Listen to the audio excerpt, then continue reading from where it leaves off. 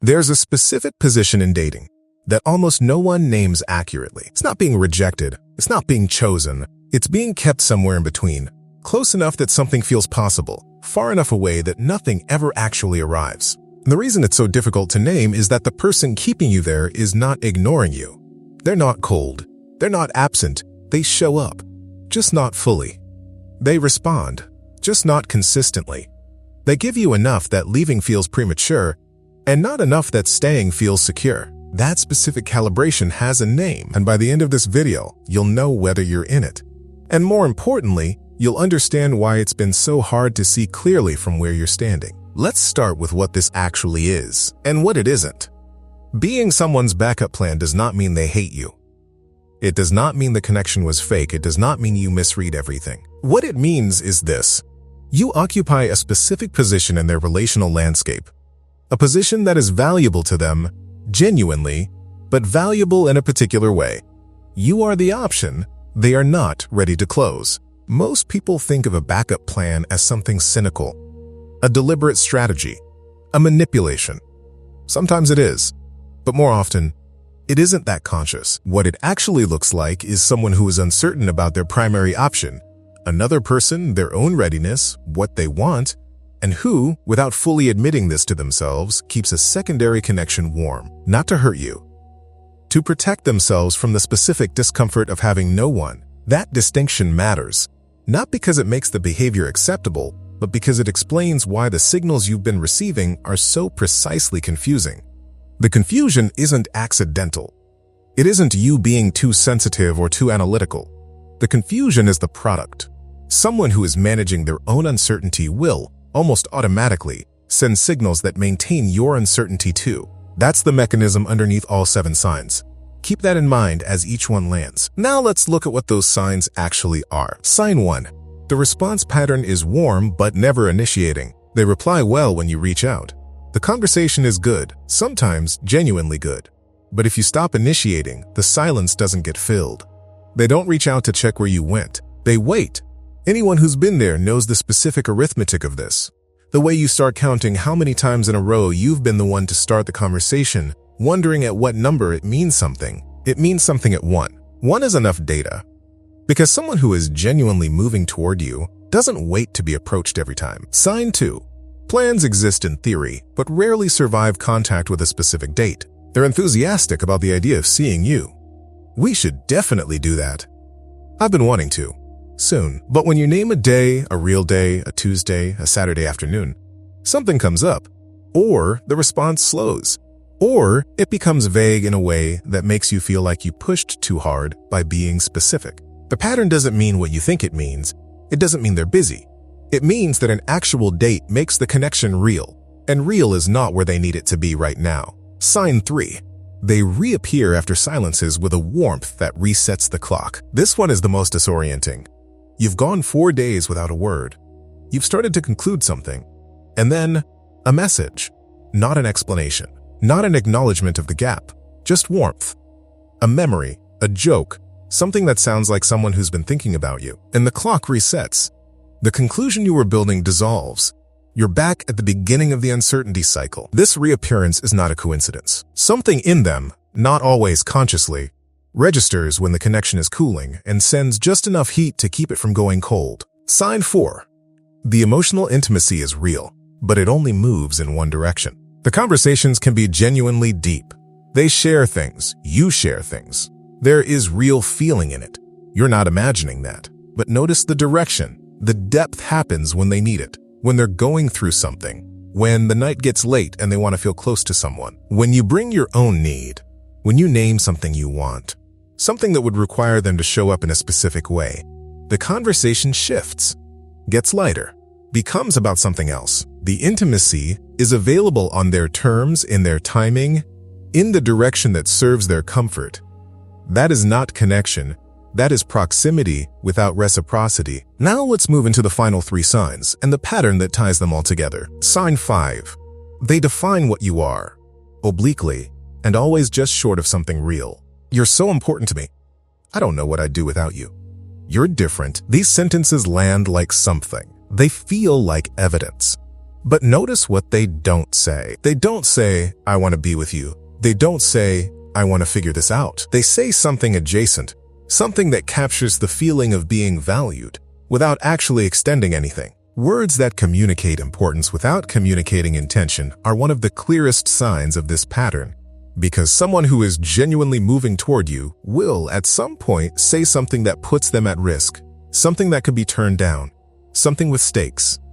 What you've been receiving has no stakes for them.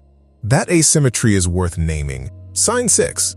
Your future together is referenced, but never constructed. They talk about future things, a trip you should take, something they want to show you. When we do that thing we talked about, future referencing without future building is one of the subtler signs, because it sounds like investment. It sounds like someone who sees you in their life. But there's a difference between mentioning a future and making one. Making one requires decisions, dates, trade-offs. The actual friction of two lives adjusting toward each other, what you've been given, is the feeling of a future without any of its structure. The map of a place they haven't decided to go. Sign 7. Your gut has already told you, and you've been explaining it away. This one isn't a behavior, it's yours. The number of times you've started to say something to a friend, to yourself, in a journal, and then walked it back. But they did say that one thing. But they came back after that silence. Maybe I'm asking for too much. The explaining away is data. Not about your intelligence or your worth. About what you already know. Something in you has been reading this accurately the entire time. The work hasn't been figuring out what's happening. The work has been giving yourself permission to believe it. Here is the core of what all 7 signs share. The signs aren't telling you they don't care. They're telling you they care enough not to lose the option, but not enough to actually take it. That is the exact distinction that changes everything. Because when you believed they didn't care, you kept looking for evidence of care to disprove it. And you found it. Every warm message, every reappearance, every you're different. But caring enough to keep an option open is not the same thing as choosing you. And you have been living in the gap between those two things. A gap that was never going to close on its own, because closing it would require them to make a decision they're not ready to make. That makes complete sense. Let's talk about what comes next. If this video names something you've been feeling but couldn't quite say out loud, there's a next step in the description. It's called the Situationship Exit Guide, and it's built for exactly this moment. Not just naming what the pattern is, but understanding why you stayed, what it was giving you, and how to leave it with your dignity and your self-narrative intact. The link is in the description and in the pinned comment. It's there when you're ready for it. So here's what clarity actually does and what it doesn't do. It doesn't make the feeling disappear. The part of you that wanted this to be real doesn't evaporate the moment you name the pattern. The connection had real moments in it. That's allowed to coexist with the recognition of what the pattern actually was. What clarity does is this. It stops the loop. The loop. The one where you analyze each message, construct explanations for each silence, recalibrate your read of the situation based on each reappearance. That loop requires one specific ingredient to keep running. Uncertainty. The loop needs the question to stay open.